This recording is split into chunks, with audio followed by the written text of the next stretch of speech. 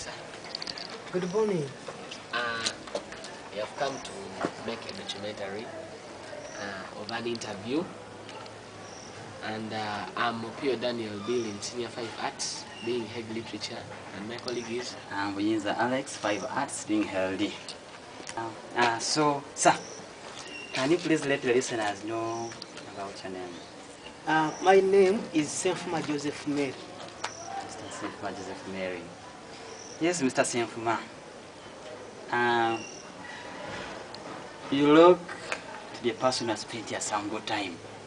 So may you please let the listeners know how long you served in Jinja College? I joined Jinja College in 1989 up to date, so roughly 23 years. 23 years? And I've been teaching mainly mathematics. I joined here purposely to teach subsidiary math at A level, but when it was phased out, I took on chemistry at O level and mathematics. 23 years, those are quite many years. You know, you are another Gaddafi in Jinja College. Maybe first he gave the small history Yes, of Jinja College since maybe 1950. In the 1950s, Jinja College had classes which we call Form 7, 8, and 9. That is junior secondary. But with the time, it was upgraded to O level. I think that was after independence. I'm not very sure. Then that time of O level, according to the premises around, they were admitting 2 streams in each class of about 80 students. And so 4 classes, the population was around 320, or less than 400. Then when we came to 1981, in the 1980s, Jinja College was upgraded to A level. And since then, the enrollment has been growing higher and higher. So for me, I joined in 1989. The school was founded by the Mill Hill Fathers, and they were in charge of administration. I don't know the exact year when they stopped, but it must have been around 1972 when the whites were told to leave. So it was handed over to Mr. Kategano from Chitovu St. Henry's College. Then he was in charge of the school up to 1980s when Mr. Guti came. So for me, I came in when Mr. Guti Chachi was the head teacher. On the recommendation of Father Peter Mubiru, who was the chaplain. And at that time, the school was lacking a mathematics teacher at A level, subsidiary math. So Father Peter recommended me to come. So, unfortunately, the school has been under the Ministry of Education. The Mill Hill Fathers built the premises in what we call the upper compound, and then in the 1960s, the World Bank came in to add more classrooms so as to accommodate more students. Those ones with the iron roofs. Which year is that? From 1966, that's when that program came in from the World Bank in many schools throughout Uganda. You can call it in the Obote 1 regime. So after Obote 1 regime, the school didn't expand in terms of infrastructure. So up to 1996, when the students were not were disgruntled with the premises, there were no repairs and the accommodation was not good. So the students tried to go on strike, and then because the facilities were not good, then Mr. Gut was told to step down, and temporarily we had 2 caretakers, Mr. Oriema and Mr. Isati, up to 1980. They were here briefly, then from 1999, I don't remember very well, or 2000, we got Mr. Kauki Joseph to head the school, and the school has continued to improve, and up to present is the person in charge of the school. Your narration has been very much interesting, and I can't imagine. So, may you please continue giving us the kind of narrations in terms of, the various times you had in this school, the hard times and the soft times all together that you passed through. Then, there's something about your life as a teacher, and some the great memories at least went through as a teacher. Then, some tributes, those who have been there for you in this kind of profession of yours. I started teaching as a professional teacher in 1976. 1976. In the schools around. I taught in PMM Girls School. I was officially. Yes. Then part-timing, I taught in Jinja SS and St. James. Then I came to Jinja College.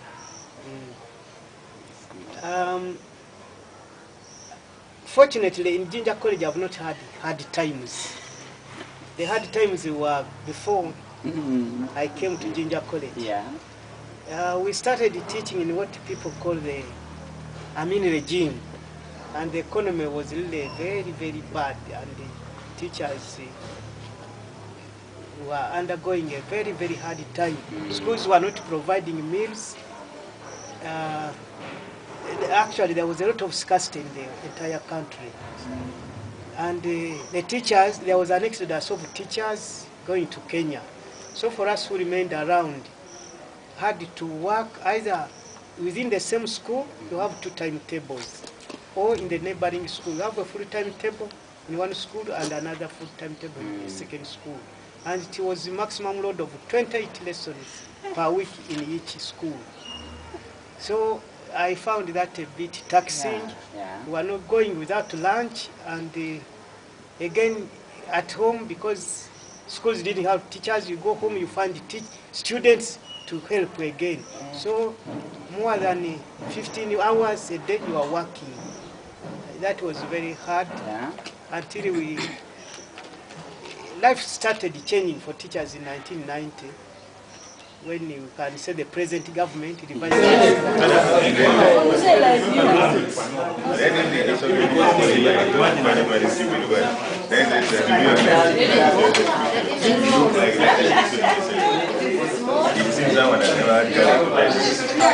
let us change all of us.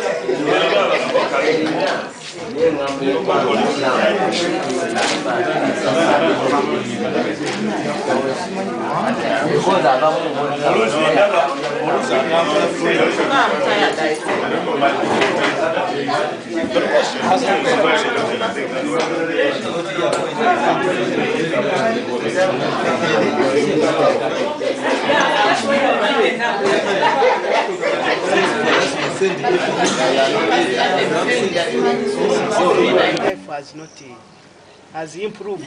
So you want me that those people who are trying to complain, I mean those teachers, I heard the conditions are bad, they are, you know what they are trying to... Somehow, they have never seen hard days. Although I cannot fail to say that since 1996, again the salaries became stagnant and inflation caught up. And up to now, there is some bit of inflation. But the situation is not yet as bad as it was before. As it was before. Okay. Yeah. Then regret memories. They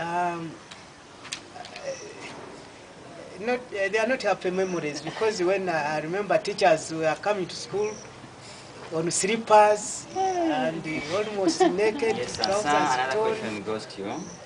Like you, do you have any tribute towards any person has been there for you as a teacher in your profession? First, my thanks go to my lecturer, Mr. I think it was called Christopher Sekamo, the professor in Mukalele. He's the one who recommended that I come to Jinja. Otherwise, I had requested to go to Ndeje. Ndeje was my school of choice, but Mr. Sekamo advised that I come to Jinja. I don't know why, but later on, that side of Uganda suffered wars. When Jinja throughout up to today is very free from wars. The East has suffered, the North has suffered, but God has spared us in Jinja here. So I thank him for that. Then I thank all the teachers with whom I've worked. I've not had any problem with the head teacher. And we always cooperate with other teachers. I've learned, you cannot know all. Even if a teacher is young, you will find he has a better method. So I've tried to learn from my fellow teachers and improved my teaching. Yes, I think there's something behind that. They have a saying which goes, because you don't make the tree grappling straight, and you first wait for it to grow its bend. To make it straight, you use your brain. So you being in good terms with the head teacher, you being humble, being to the authority, that means there's something behind that. How do you have to talk about your parents? As your parents? My parents were not educated, but we call them disciplinarians. They really insisted on discipline and prayer. We had a life of prayer at home, and then we were not allowed to leave home without permission, and we were allowed to visit a few homes, selected homes. We did not associate with people outside our home, unless they chose it for us. Then, much as they didn't have enough, but they sent us to boarding schools. So I think it may be one of the reasons as to why you've been successful in your profession. Probably. Okay. Currently, many youths, these guys, just like they hate becoming teachers. They look at the profession as being too low paying for only these small brain kind of people. So they are aiming at bigger things. They just dream of becoming pilots, becoming doctors and engineers. So which kind of advice do you have for those few who are trying to focus on becoming teachers as a profession? The good counsel, the good advice. Okay. When you become a teacher, somehow we like the money, but you don't have to hurry. You have to be patient in monetary terms. And should not forget, there are better things than money. Money is there if you are patient and you are doing your job very well. Money will come. Parents are willing to pay if you offer the service. Then, me, if I traveled around Uganda, I can say even East Africa, there is no town where I'm a stranger. There is no office where I'm a stranger. Whichever office, you see people look strange, but they will always signal at you. Because they will remind you, you taught me, you taught me. I found you at such a school. You taught me. You see people standing up, you go to a hospital, or when you are even walking in town, people stop. Big people, they look big, but they remind you, your contribution when I was in SC2 changed my life. So I've liked that, even more than the money. They offer the little they have, but I find it very, very beneficial. And it gives you a physical contribution. You also look back and say, I've at least done something for my country.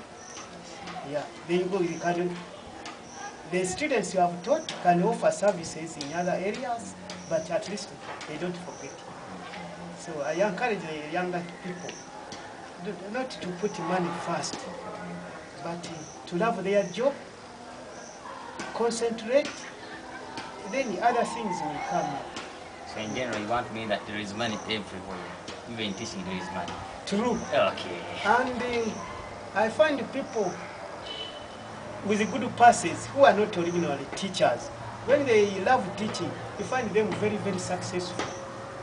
And they do the job better than those who were taken on at first choice as teachers. These people who opt later because of love from other professions, engineers, statisticians, and others, they find they are very good in teaching again. So, as a parent, as a teacher, what special message do you have for these current students? You know, we are very much abusive because of the Western culture that has come across our way. What kind of a special message do you have for them? I request them always to take advice from their teachers and the parents. Maybe parents are not trained in that area of child rearing. The teachers might have, and parents may not have time because of their work schedules. But the students should listen to the teachers. The teachers have what it requires. And as much as the technology has advanced, they should do what the religious people call die to a few things. Yeah, that is the sacrifice. If the school offers entertainment on 12 Saturdays throughout the term, why not attend 5? The other 5, you go and you sit down to do academic work.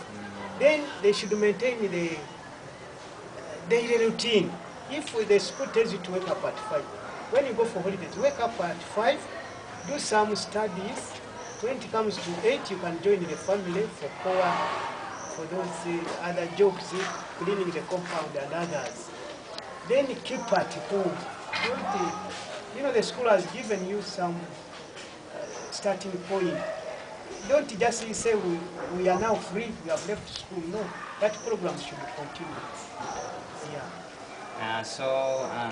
You being one of the around 17 teachers, because 20 years was quite many years, and for having passed through all these situations, both good or hard and soft, can you please let the listeners know, at least you give them some last remarks about the year review?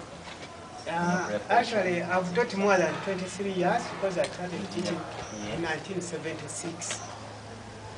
I remember when I came to Jinja, there was an education officer called Mr. Lumonya. He visited us where I was teaching, and he was calling on teachers, much as we are working under hard conditions. But let them take it to sacrifice for their country. It is them to redeem the country. It is our duty, teachers. You will sacrifice, you will suffer, but the new generation is depending on you. And then I will also advise the parents to cooperate with the school administrations. Because if you put a child in a boarding school, the government will pay the teachers, but other facilities, you are likely to shoulder them. The teaching is changing. Each subject requires to be practical. We need these special rooms for those virtual labs, computer, whatever you call it, those smart boards, and we need the premises. We no longer teach theoretically. Yeah, we need the education has stopped being theoretical and abstract. So all the time the parent will have to come in, because the government so far is not pays the teachers, and that is all. So should cooperate with the heads of schools.